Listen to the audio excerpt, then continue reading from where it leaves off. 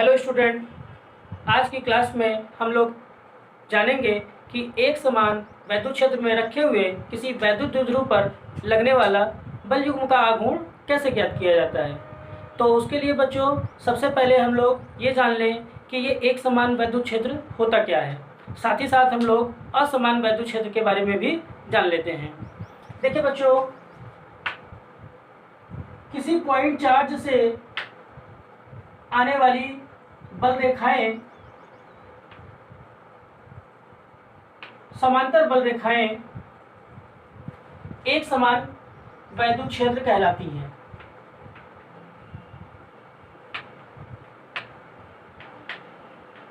या इनको एक समान वैद्युत क्षेत्र रेखा भी कह सकते हैं।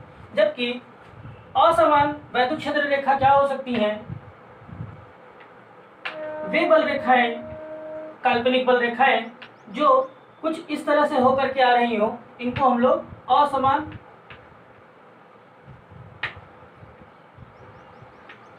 वैद्युत क्षेत्र कहेंगे।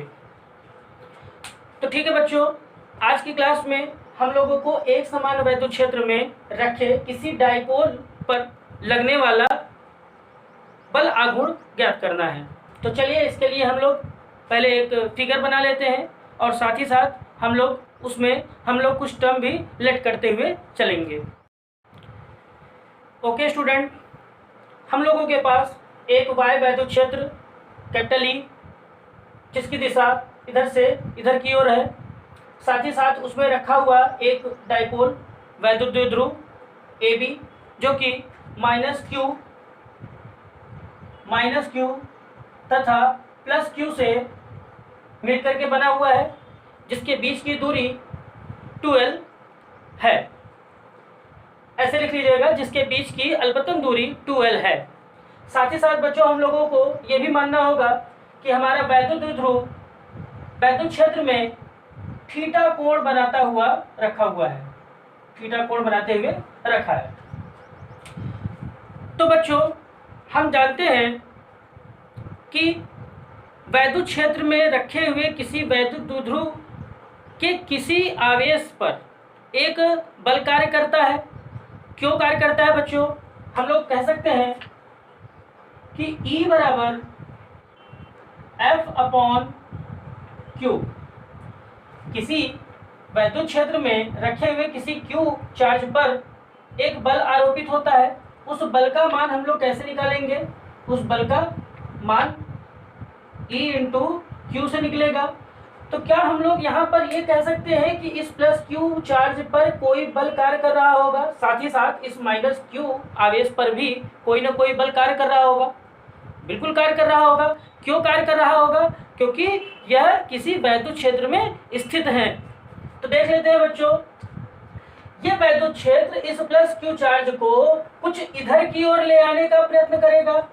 साथ ही साथ यही वैद्युत क्षेत्र इस माइनस Q आवेश को विपरीत दिशा में यानी कि उस तरफ ले जाने का प्रयत्न करेगा। जैसा कि हम जानते हैं कि पॉजिटिव चार्ज जो होते हैं वो वैद्युत क्षेत्र की दिशा में गमन करना चाहते हैं तथा माइनस Q चार्ज जो होते हैं वो क्षेत्र के विपरीत दिशा में गमन करते हैं। तो बच्चों हम लोग यहाँ पर बल को निरूपित कर लेते हैं। इसकी दिशा इधर की ओर, जो कि हम कह सकते हैं F, यहाँ पर लगने वाला जो F होगा वो F = E × Q होगा। F = E कैपिटल E जो कि वैद्युत क्षेत्र का परिमाण है × Q। साथ ही साथ हम लोग यहाँ देखेंगे E × Q। देखिए बच्चों, जैसा कि हम जानते हैं बच्चों, एक समान वैद्युत क्षेत्र में रखे हुए प्लस Q तथा माइनस Q चार्ज पर ये जो दोनों बल लग रहे हैं ये परिमाण में समान है परंतु दिशा में समान नहीं है। दिशा में समान न होने के कारण इन पर जो एक बल लग रहा है वो कपल में लग रहा है, युग्म में लग रहा है। यानी एक बल इसको इधर की ओर ले आने का प्रयत्न कर रहा है, साथ ही साथ उतने ही परिमाण का एक और बल उस पे माइनस Q को उस दिशा में ले जाने का प्रयत्न कर रहा है। तो इसमें एक बल युग्म कार्य कर रहा है जो उसको क्षेत्र की दिशा में ले आने का प्रयत्न करेगा। क्षेत्र के दिशा में ले आने का प्रयत्न करेगा। ओके स्टूडेंट, चलिए हम लोग यहाँ पर देख लेते हैं कि बल युग्म का आघूर्ण कैसे निकालते हैं।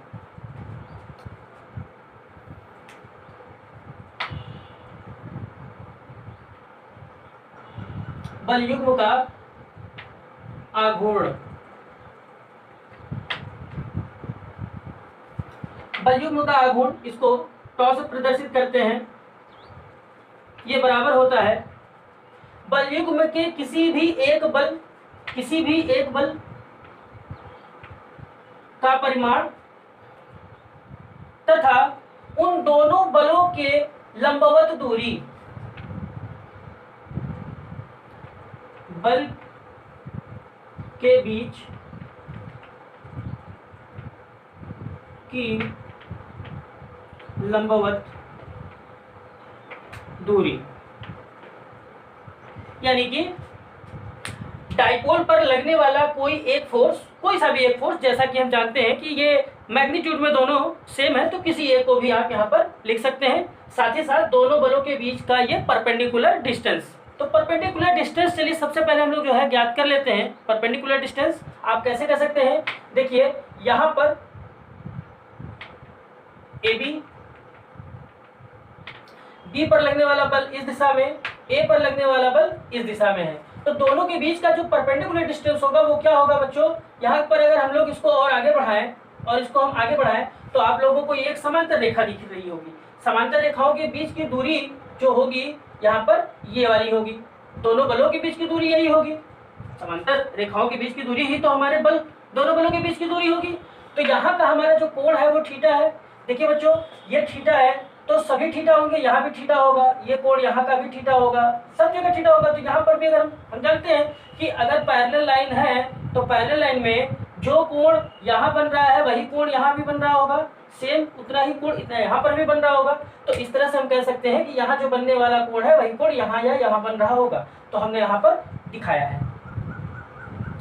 ओके स्टूडेंट, अब देखिए हम लोगों को AB पता है, AB जो कि हमारे डाइपोल का लेंथ है, डाइपोल लेंथ है जो कि है 2L, भले ही छोटा है लेकिन है। तो अब हमको यहाँ पर निकालना है ये दूरी, इसको चलिए हम एक नाम दे देते हैं, C नाम दे देते हैं। तो हम देख रहे हैं कि एक समकोण त्रिभुज के थीटा के लिए लंब ज्ञात करना है, थीटा के लिए लंब ज्ञात करना है, और वही लंब हमारा बल के बीच की लंबवत दूरी होगी। तो इसको हम लोग निकालेंगे अपने पाइथागोरस प्रमेय से, लंब थीटा, और ये पता है तो हम यहाँ पर देखेंगे कि BC जो कि लंब है बटे AB, हम इसको हाइपोटेन्यूज कह सकते हैं, कर्ण BC अपॉन AB बराबर क्या होगा, लंब बटे कर्ण जो होगा वो होगा साइन थीटा।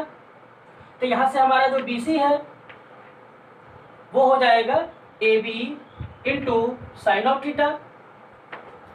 BC बराबर हम कह सकते हैं कि ये AB हमारे पास है 2L, तो 2L into sine of theta. तो इस तरह से बच्चों हमने BC निकाला, अर्थात बल के बीच की लंबवत दूरी निकाला। तो आइए यहाँ पर हम लोग इसके वैल्यू को रखते हैं। टॉर्क इज इक्वल बल हमको पता है, यहाँ पर जो लगने वाला बल है वो मैग्नीट्यूड में इक्वल है इलेक्ट्रिक फील्ड और चार्ज के मल्टीप्लाई के, और इनटू बल के बीच की जो लंबवत दूरी है वो BC, वो हमारी है 2L into sine of theta. तो देखिए बच्चों इसको हम कुछ इस तरह से लिख सकते हैं कि torque is equal Q into 2L into E into sine of theta. जरा ध्यान कीजिए इस टर्म पे, हमने इसको कई बार बताया है, हम लोग इसको पिछले वीडियो में कई बार हमने देखा भी है कि ये क्या होता है। यही तो है हमारे डाइपोल का डाइपोल मोमेंट, हमारे द्विध्रुव का ये द्विध्रुव आघूर्ण है, जिसको हम लोग स्मॉल p से प्रदर्शित करते हैं into E into sine of theta. तो ये हमारा टॉर्क जो है निकला, जो कि डिपेंड करता है डाइपोल के डाइपोल मोमेंट, साथ ही साथ यूनिफॉर्म इलेक्ट्रिक फील्ड पर। ओके स्टूडेंट, आइए इन वेक्टर फॉर्म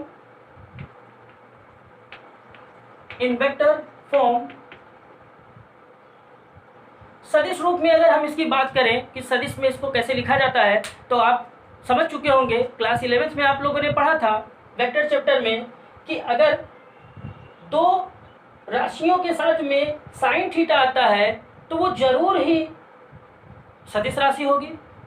जैसे कि हम जानते हैं कि किन्हीं दो राशियों के गुणनफल के साथ में अगर cos थीटा आता है तो वह राशि अदिश राशि होती है। आप लोगों ने देखा था W = F × D।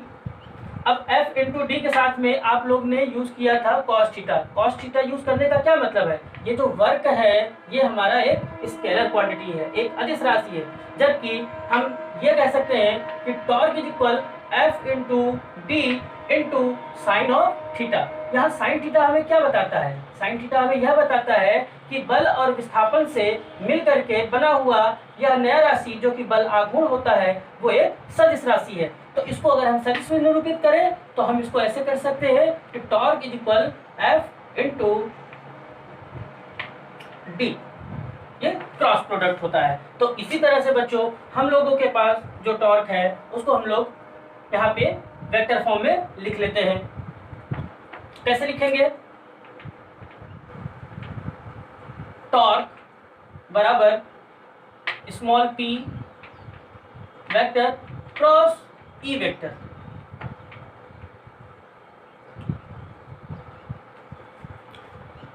बच्चों कभी कभी हम यहाँ कंफ्यूज हो जाते हैं कि यहाँ पर P क्रॉस E होगा या E क्रॉस P होगा। तो इस बात को हम लोग चलिए थोड़ा सा समझ लेते हैं कि सही क्या है, P क्रॉस E लिखना या E क्रॉस P लिखना। तो जैसा कि क्लास 11th में हम लोगों ने दाएं हाथ के अंगूठे का नियम देखा था, उससे हम लोग ये पता कर सकते हैं कि कौन सा ऑर्डर सही है, E × P का ऑर्डर सही है या P × E का ऑर्डर सही होगा। देखते हैं, हमारी दाईं हाथ को हम कुछ इस तरह से रखें कि ये मुड़ी हुई उंगलियां हमारे डाइपोल की तरफ हो और अंगूठा हमें ये बताएगा कि वो टॉर्क किस दिशा में लग रहा है। तो जैसा कि चित्र दिख रहा है हम लोगों को, हमारा जो डाइपोल है वो इधर की ओर मुड़ने की टेंडेंसी में है, ऐसे मुड़ने की टेंडेंसी में है। तो हम अपने दाहिने हाथ से कुछ अपने उंगलियों को, मुड़ी हुई उंगलियों को इस तरह रखेंगे कि ये हमको इधर मुड़ती हुई दिखेंगी। तो देखिए बच्चों, यहाँ पर हम एक आपको अलग से फिगर बना करके बताते हैं कि इसका डायरेक्शन कौन सा सही माना जाएगा।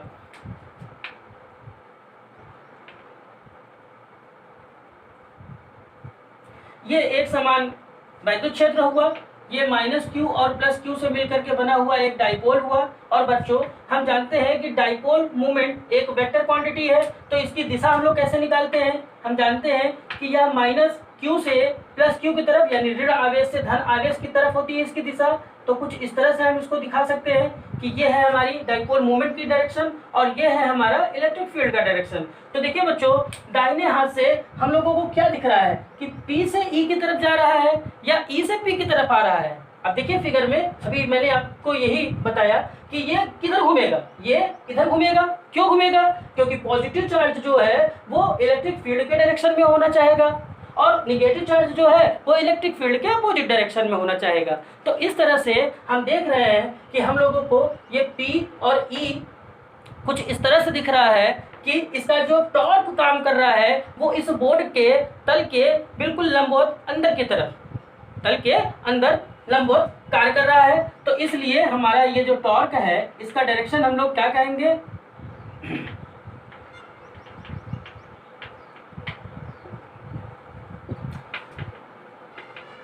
तल के लंबवत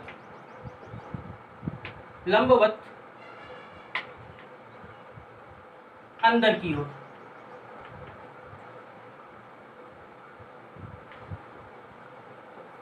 ओके स्टूडेंट, आप लोग इसको नोट कर लीजिएगा और आगे हम लोग इसके एक डेरिवेशन और पढ़ेंगे, उसके बाद हमारा ये चैप्टर खत्म हो जाएगा। आइए बच्चों, इस पर हम लोग कुछ स्थितियों के बारे में बात कर लेते हैं। केस डाल करके आप लोग लिख लीजिएगा। केस फर्स्ट में बस बच्चों हम लोग थीटा बराबर 0 अंश पर बात करेंगे। इसका मतलब कि ये जो थीटा है ये 0 अंश हो। 0 अंश कैसे हो सकता है कि जिस दिशा में वैद्युत क्षेत्र है, अगर हम अपने डाइपोल को भी उसी दिशा में रख दें तो उन दोनों के बीच बनने वाला जो कोण होगा वो 0 अंश का हो जाएगा। तो इस स्थिति में हम लोग कहेंगे कि जो टॉर्क है, torque P into E into sine 0 अंश, P into E into sine 0 अंश का मान होता है 0।